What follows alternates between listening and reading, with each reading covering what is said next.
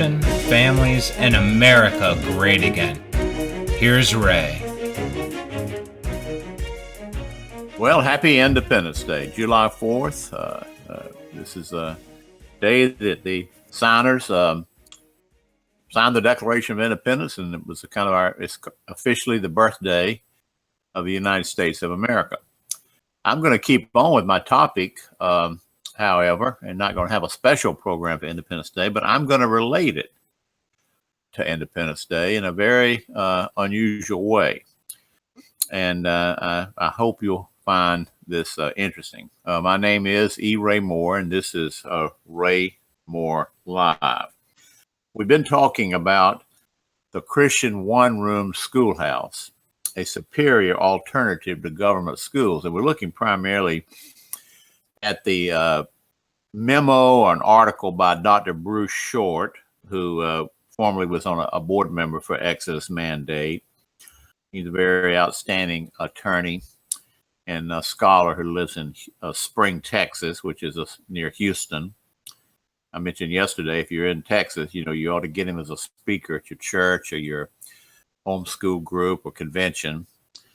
You can get him on the cheap probably because he wouldn't have to travel very far. But he does travel around the country speaking as well. And he also wrote the important book called The Harsh Truth About Public Schools. We're not going to talk about that this morning. We're going to talk more about his memo. And we got about halfway into it yesterday, and we're going to try to finish it up today. But as an aside, let me kind of digress. There is kind of a view that the model that a lot of Christians are using now, small Christian schools, or home schools, is really inferior. And it's just a good thing that Horace Mann came along in 1840 and created the state-sponsored tax-subsidized school model, which is what dominates our culture today and even dominates the Christian culture, which is just a tragedy. It's such a public schooling is really a contradiction of the Christian faith.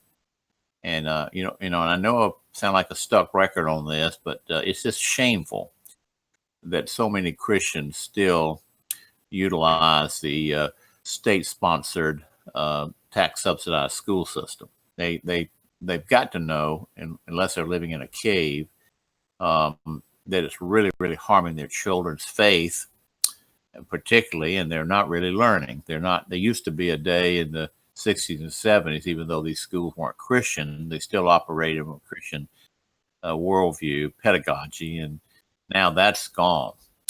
And so it's just not even a lot of really good education going on there, even though inevitably, since there's a school, there will be some. And so we're having to go back and look at and revisit models and operations and things that were done in early eras. And so a lot of people are turning to homeschooling, and the public school people say, oh, it's so bad. They're just harming their children. They're not getting socialized, and they don't really have government schools to educate them. Well, they're not being educated in government schools. They are getting educated in home schools.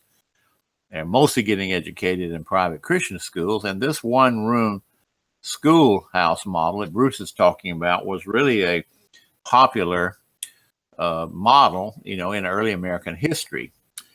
We mentioned James Madison briefly. He was educated on his plantation. His teacher, I believe in the very early days, his mother and grandmother taught him to read. So he had a quasi home education, but in his early years, and I don't know quite the age category here, they had a Reverend Don Robertson, who was a noted tutor and educator at that time. I think he was a Presbyterian minister.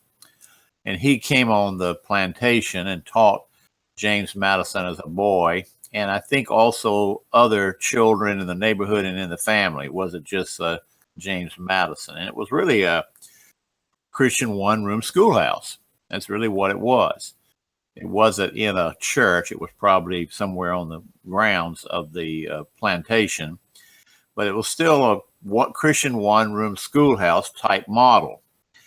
And it would have been very much like what we would call our classical Christian schools today, or even like a principal approach school. It was not heavy into the classics. They studied a lot of history. They did have regular subjects as well.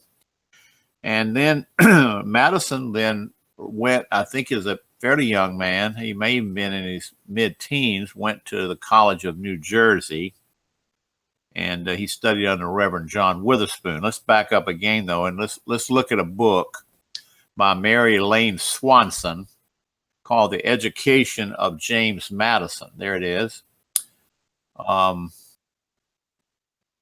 You can order it. I have a copy of it. I haven't read it in years, but it looks at his education experience there with Don Robertson, and also at College of New Jersey, which later was named Princeton, under John Witherspoon. And as we mentioned even before, he had a classical Christian education all the way through. He didn't go to a secular public school a day in his life. And this book tries to connect his education with the contribution he made, James Madison, our fourth president, to the Constitution. He is considered the principal author of the U.S. Constitution, and really called the father of the Constitution. Now, he wasn't the only one. There was a convention, and a lot of people debated different provisions, and there were people that had things inserted into the final document that maybe he hadn't had in the original one. He was one of two or three that provided a outline, a structure. When they met, they didn't just say, hey, here we are. What are we going to do today? Does anybody have any ideas? No, he came into the convention, the Constitutional Convention, with a document, a model. He'd written a plan, and it was called the Virginia Plan. Might add that Charles Pinckney from South Carolina, who's distantly related to my wife, also provided one.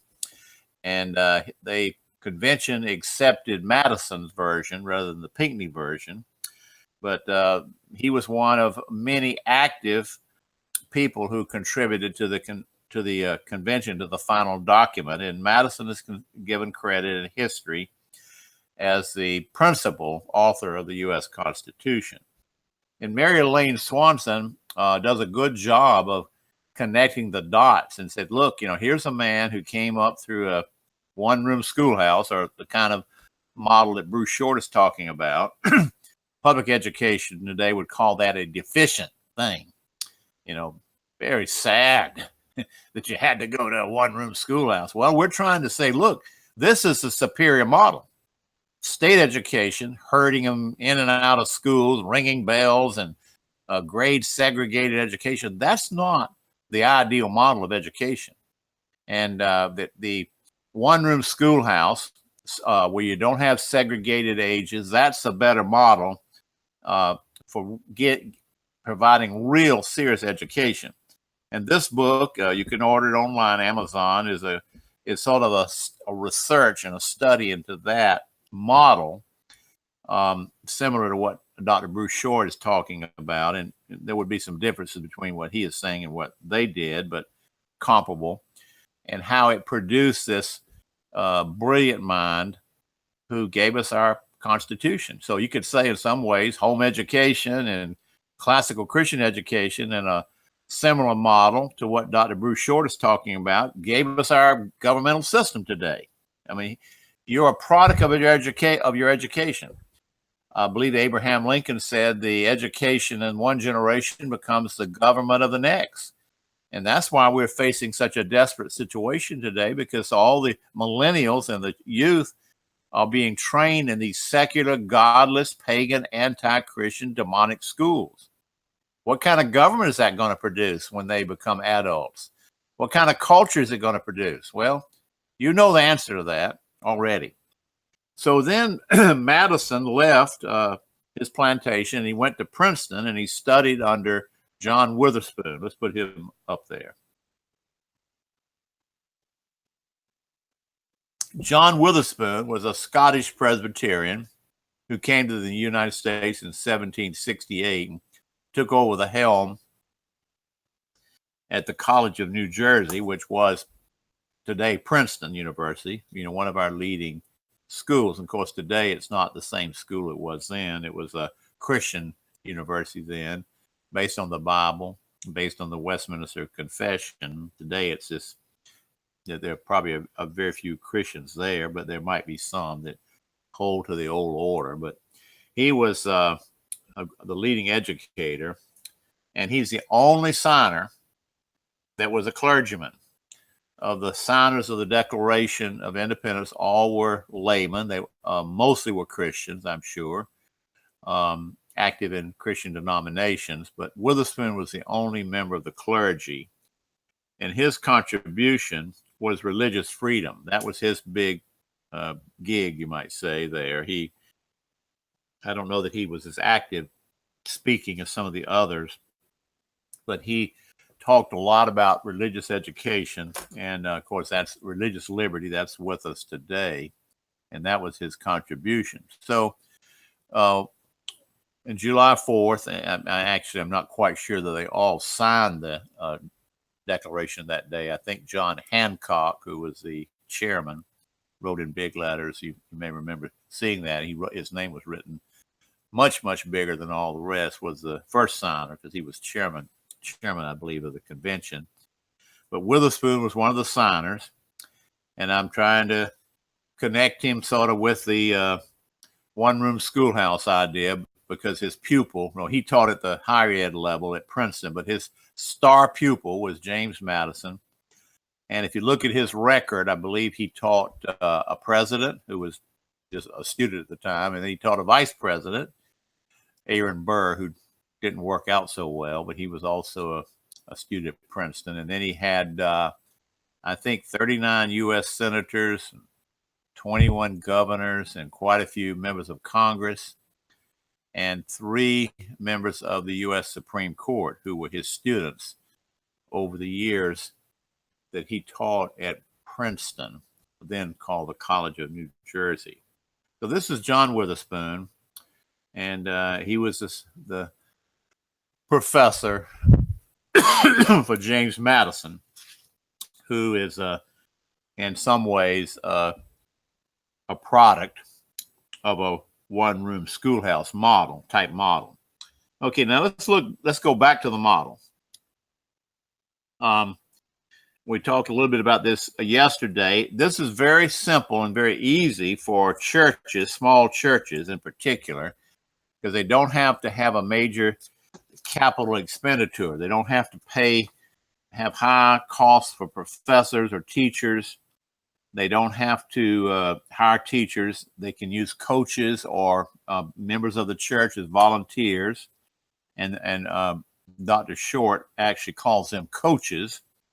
They may be teachers, and in many of our churches, we have retired public school teachers who are Christians. We have a lot of the classical conversations. So many of these kinds of homeschool programs have the kind of coach/teacher model. You have to stay with it. You can't just say, hey, I'll be there on Thursday to coach the children, and then you forget to go and you go do something else. You've got to have a habit of faithfulness. And but this is true in our churches. My wife is a Sunday school teacher. She shows up, and she's there all the time. And we have people in our churches that have habits of faithfulness where they could be counted on to staff a one-room schoolhouse as a coach. But this is one of the advantages of this model, is you don't have overwhelming costs. And now the families will be responsible, I think, for picking up the curriculum costs, but the costs will not be overwhelming. And this is what holds small churches back from starting Christian schools. If you're a church of 100 or 200, it's pretty daunting to say we're going to do a conventional standard Christian school. Most Christian schools today use what we call the institutional school model, and they really copy the public school model, but they insert Christian curriculum, Christ and the Bible, prayer, we hope they use Christian curriculum. Unfortunately, some Christian schools don't do that, and it really weakens the program when they use secular curriculum. Used to be in the old days, they would say, well, we're going to have to use the public school curriculum because we don't have any good Christian school curriculum. Well, that's no longer true. You've got groups like Apologia. They put out a superior curriculum. Just looking at it purely from a science point of view, their curriculum, the stuff that they do, and they're just an example of many, is so superior to the public school model. So there's no excuse anymore for Christian schools using secular curriculum. And that's what a lot of them do. And that's one of the reasons why a lot of the children don't follow the Lord. They really in a Christian school, but they're getting as much of a secular education as they are getting a Christian education. So there's no faculty, few administrative costs, and in the Christian one-room schoolhouse. And they're likely not to exceed 25 or 30 students. And the costs are variable.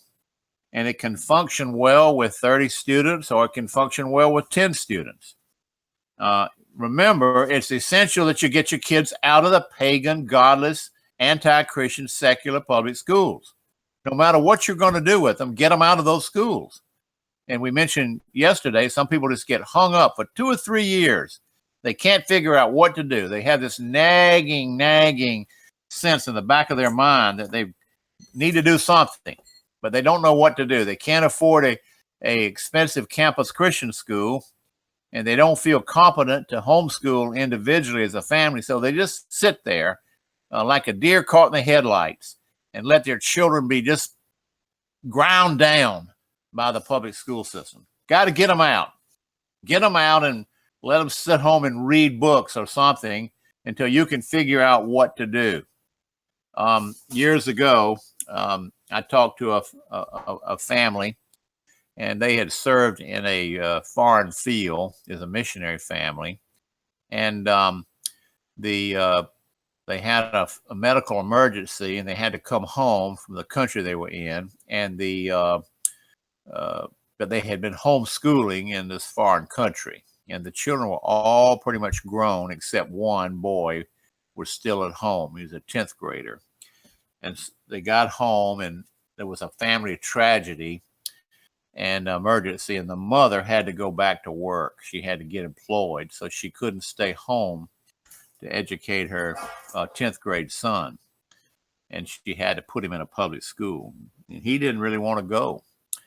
And so he said, Mom, I want to be homeschooled like the other children and like you were doing, all my life. And she said, I can't. I've got to get a job to pay for the rent and buy the food. I've got to get a job.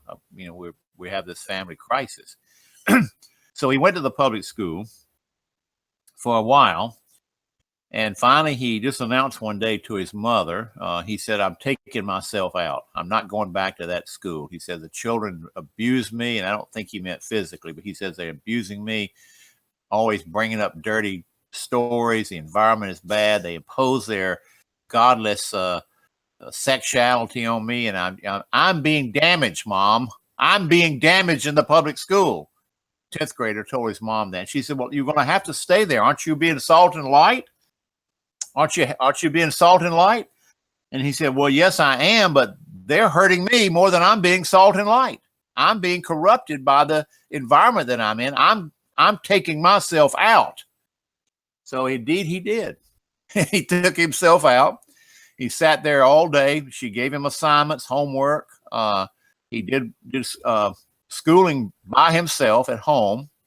And she had to work, and she would come home at night and grade his papers and monitored his work. So for 2 years, he, I think it was his 11th and 12th grade years, he stayed home and taught himself as a homeschool kid. And today he's married, has a family, went to a fine Christian college in Texas.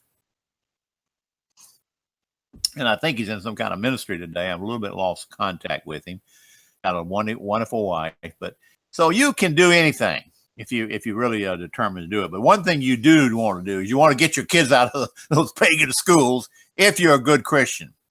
And the one-room schoolhouse is a simple way to do it. Churches can do this, and it's very, very good. You, of course, have to have some technical equipment. You got to have a TV screen, a computer, internet connections, VCR, all the equipment that would go, because you're going to be using, in many cases, a lot of online programs.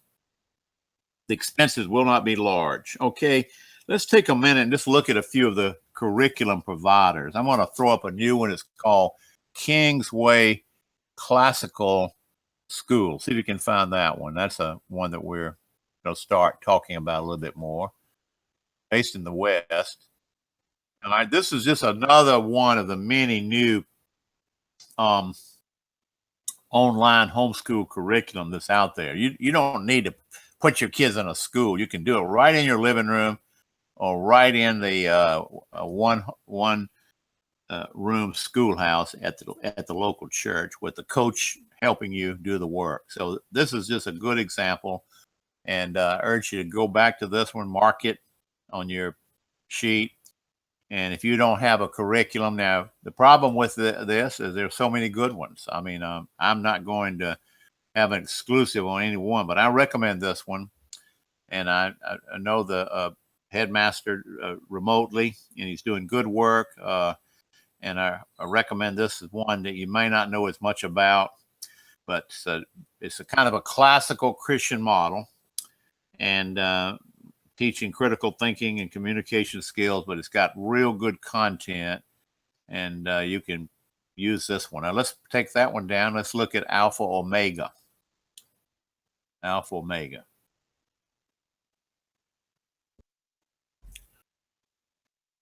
This has been around for years, and if you go to homeschool conventions, they usually have huge displays there with their material, and you can actually, sign up.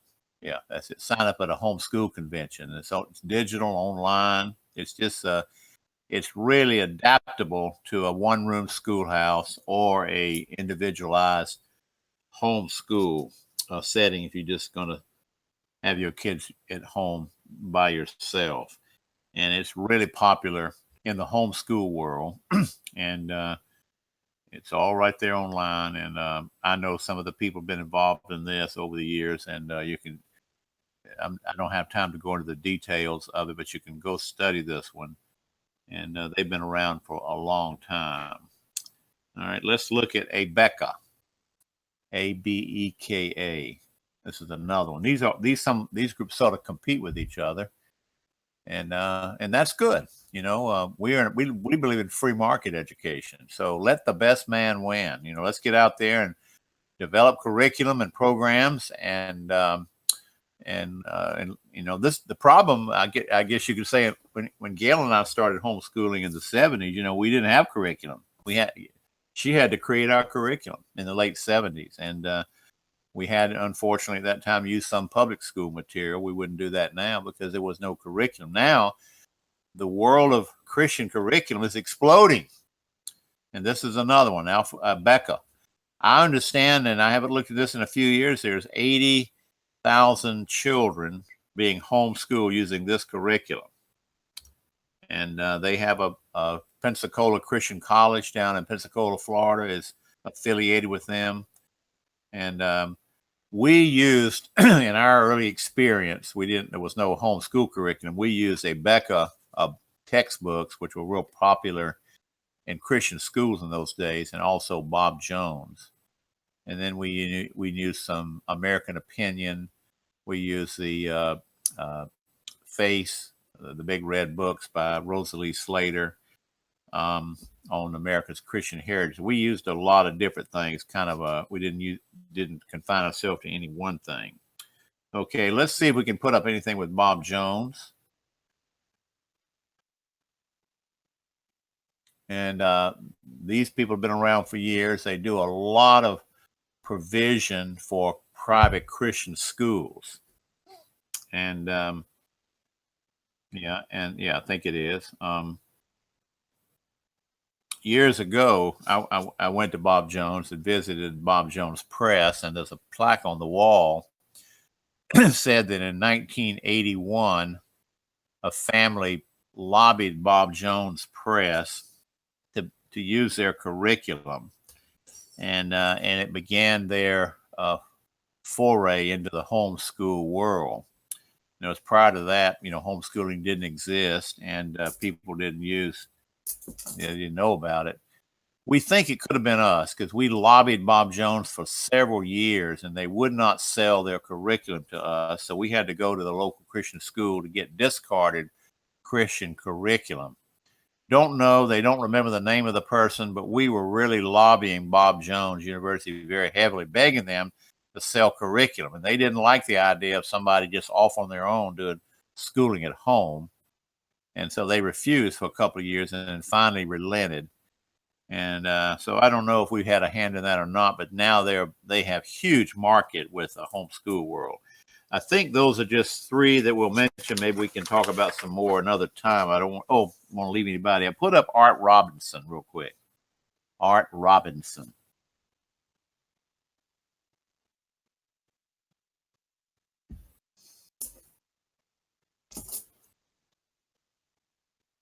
This is a very outstanding curriculum written by a brilliant man who is a PhD, and I think he worked with NASA for years. His children are brilliant. They all got PhDs, and a lot of people use this one in an outstanding way. And I think it would work in the one-room schoolhouse as well. And then another one that we'll mention closing, because there's so many, I feel like I'm leaving somebody out, is Freedom Project Education. Freedom Project Education. And I particularly like this program because it heavily emphasizes our history and constitutionalism, and some of the curriculum sort of a weak on America's heritage. But this one is good on, here we go. And this works very well in a one-room schoolhouse or at home. And I hardly recommend them as well. Now, I will be spending some time just concentrating on some of these, and we've neglected a couple, but we're going to have a special program on Foundation for American Christian Education at a later time. We're not going to take them up today. All right, so we'll say, concluding, that the one-room schoolhouse is superior to state education and really superior to the institutional schooling model. And it produces, if it's done well, it can produce men like James Madison, who can make a major contribution to the country. And again, there were certainly some differences between Bruce Short's memo and the model that James Madison had. I don't have time to get into the differences. First of all, there was a really scholarly tutor named Don Robinson who taught, but still the one-room schoolhouse is a superior model. We urge you to order the memo from the office, and we'll get it right out to you. And so that's all we have today. We do have a couple minutes left. Let's see if there are any questions, comments. Yeah, Ray. And another thing, I mean, there's YouTube, right? I mean, you can. This is what my brother's doing. Is he's going to be homeschooling his kids, and he's an engineer. So he goes and he finds a good YouTube video about a subject. They watch it, and then they do whatever it was that guy did scientifically, or whatever the experiment was, or whatever, and they do it together to learn the skill. So they watch the expert, the PhD, whomever, and then they go and do it in their kitchen, you know?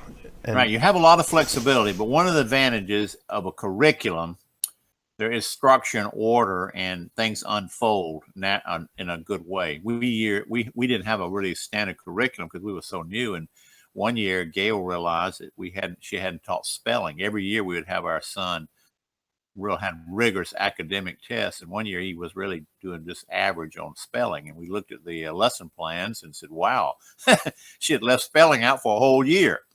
So that's one of the advantages of a curriculum. You can, if you don't use a curriculum, you can be kind of haphazard about it. But all these programs we mentioned today have curriculum, so you have balance, and you spend so many hours on science, math, and liberal arts. But that is true. You have a lot of flexibility. Okay, go ahead. Another question.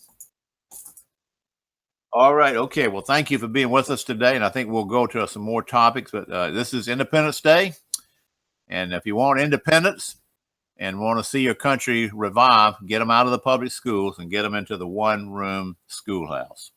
Thank you. Let's pray. God bless us, Lord, and help us as we go forward with Christian education in all its various forms.